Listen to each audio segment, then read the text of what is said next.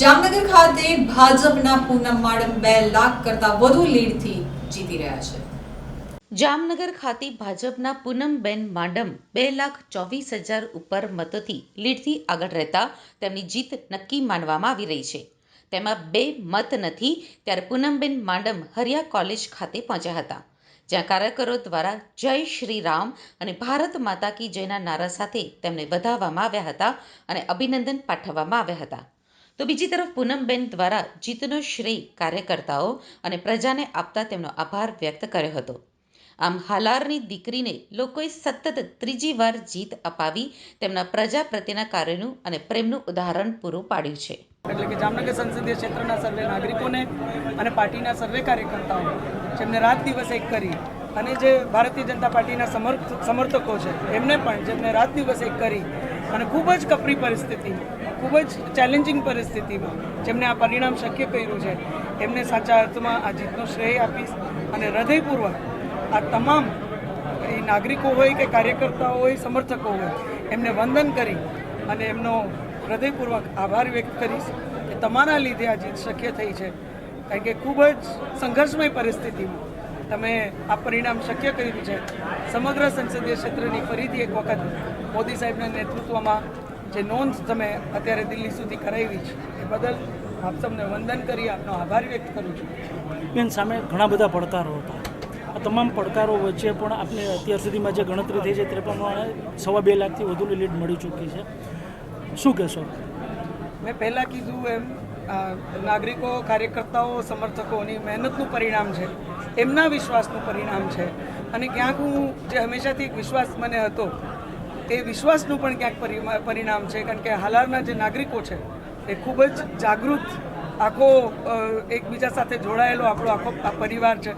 અને મને ખાતરી હતી કે આ જ પ્રકારનું પરિણામ આપણા સર્વે જાગૃત નાગરિકો ક્યાંક શક્ય કરશે, સર્વે કાર્યકર્તાઓ શક્ય કરાવશે, સમર્થકો શક્ય કરાવશે. અને મને એવું પણ લાગે છે કે આ જે પરિણામ છે એ આપણી સમરસતાનું પરિણામ છે, આપણી એકતાનું પરિણામ છે. આપણે સૌ શાંતિ, સુરક્ષા અને એકતાને પ્રાધાન્ય આપીએ છીએ, વિકાસને પ્રાધાન્ય આપીએ છીએ, પ્રગતિને પ્રાધાન્ય આપીએ છીએ, એનું પરિણામ છે. ક્યાંક આપણે સકારાત્મક રીતે એકબીજા સાથે મજબૂતીથી જોડાયેલા છે જે છીએ એનું પરિણામ છે. ત્યારે હું હૃદયપૂર્વક સર્વે નાગરિકોને ફરીથી એક વખત વંદન કરું છું. અને ક્યાંક એક મુંહતોડ જવાબ કોંગ્રેસ પાર્ટી હોય કે કોંગ્રેસ પાર્ટીના સર્વે જે સમર્થકો હતા એ સામે આવ્યા હોય, પાછળથી હોય, એને પણ ક્યાંક મુંહતોડ જવાબ નાગરિકોએ પોતાની જાગૃતતાનો આપ્યો છે, પોતાની એકતાનો આપ્યો છે, પોતાની હિંમતનો આપ્યો છે. અને મને લાગે છે કે આ જીત માત્ર પાર્ટીની નહીં, માત્ર મારી નહીં, કોઈ કાર્યકર્તાઓની ખાલી નહીં, પણ સમગ્ર હાલારની જીત છે. અને હું ખાતરી આપું છું કે પાછલા 10 વર્ષ જેમ તમારા પરિવારના સદસ્ય બની અને મેં એક કોશિશ કરી છે કે આપણી હાલારની આ વિકાસ યાત્રા મજબૂતીથી મોદી સાહેબના નેતૃત્વમાં આગળ વધવી જોઈએ, એવી જ રીતે મજબૂતીથી વિકસિત ભારતનો અંગ આવતા દિવસોમાં આપણું સમગ્ર સંસદીય ક્ષેત્ર બને.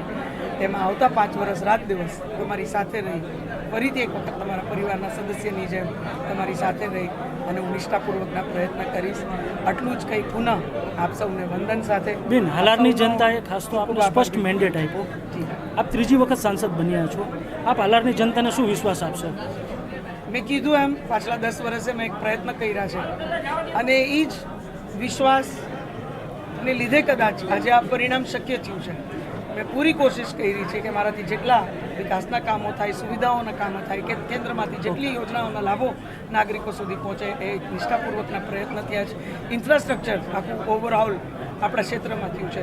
ત્યારે મોદી સાહેબનો જે વિકસિત ભારતનો સંકલ્પ છે એમાં આવતા દિવસોમાં આપણું સમગ્ર હાલાત એટલે કે જામનગર, દ્વારકા સંસદીય ક્ષેત્ર મજબૂતીથી જોડાય અને પાછલા 10 વર્ષમાં થયા એનાથી પણ વધુ કામો આવતા 5 વર્ષમાં થાય એ પ્રકારના મારા નિષ્ઠાપૂર્વકના પ્રયત્ન હશે.